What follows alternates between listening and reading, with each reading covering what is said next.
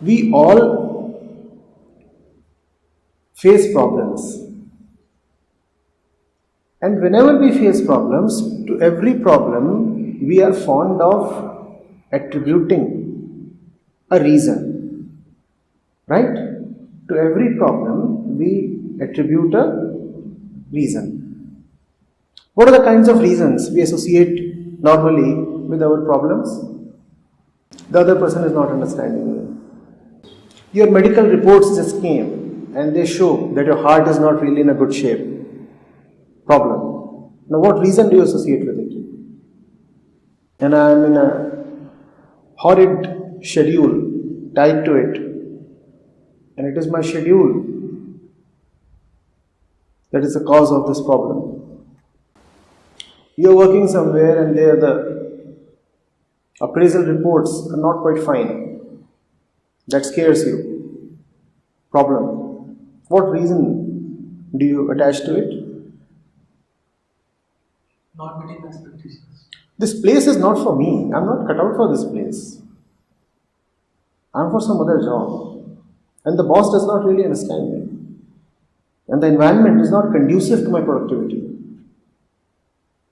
Right?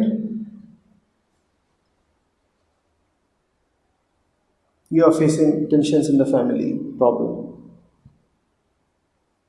Again, what reasons come up? They don't understand. They don't understand me. Oh well, I tried, but I can't go overboard with trying. I have my own human limits. What else do they want me to do? I've already sacrificed enough. Doesn't a fellow have his own individuality? Why should I conform to their patterns and expectations? Right? So do you see what is happening? There is nobody who is not beset with challenges. Challenges that are called problems by us. And there is nobody who doesn't claim that he has been able to diagnose his problem. We all claim to be experts who understand their problems. Very haughtily,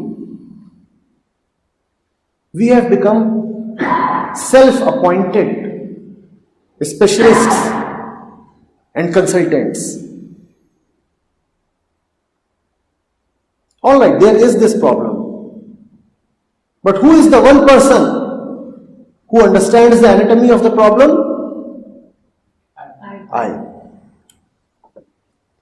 So we are both. The sufferer and the doctor. Who is suffering because of the problem? I.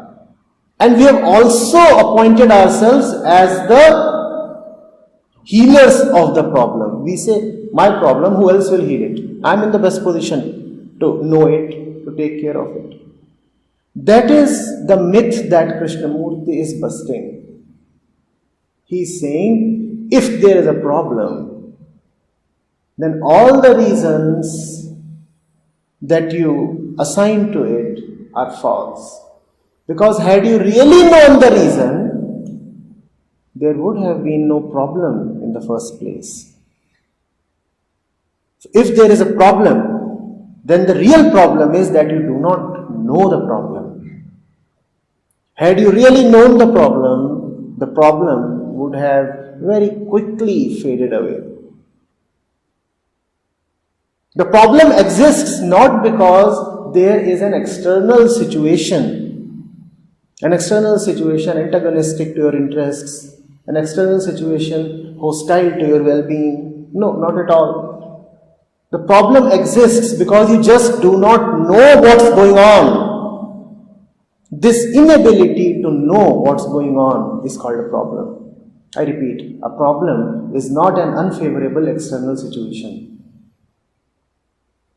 A problem is just the inability to know the happening. A problem is a life situation just like any other situation. it becomes scary and overbearing just because we do not know what the situation is.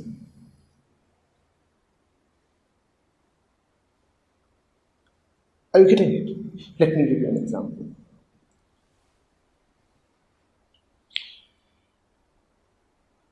You are driving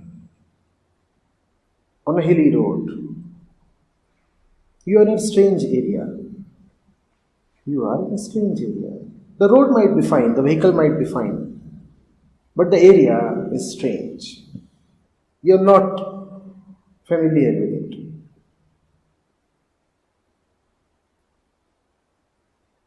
And suddenly, you have a memory lapse. For a few minutes, you totally forget where you are coming from and to which place are you going.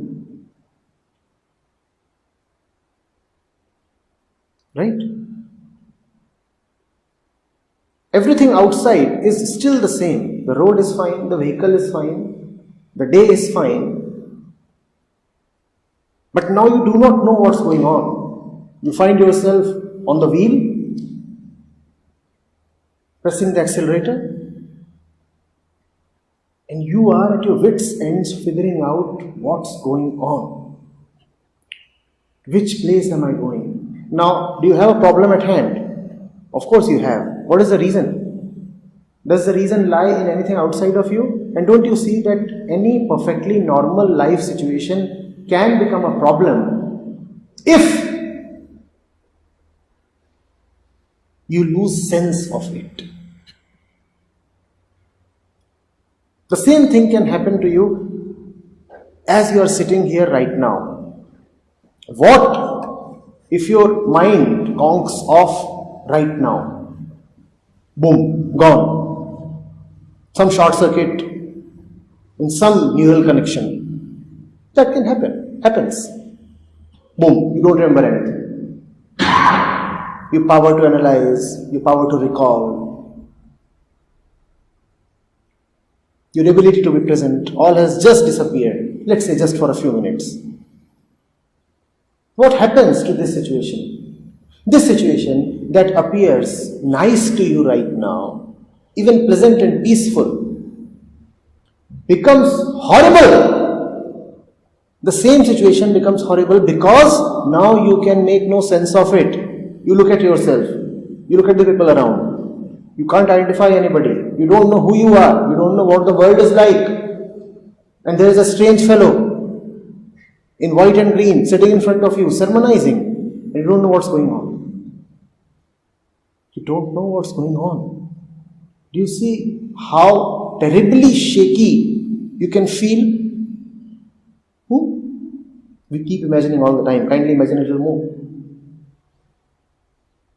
Can you step into that person's shoes? The one who is caught in a situation like this? Can you imagine how horrid it would be? You don't even recall your own name.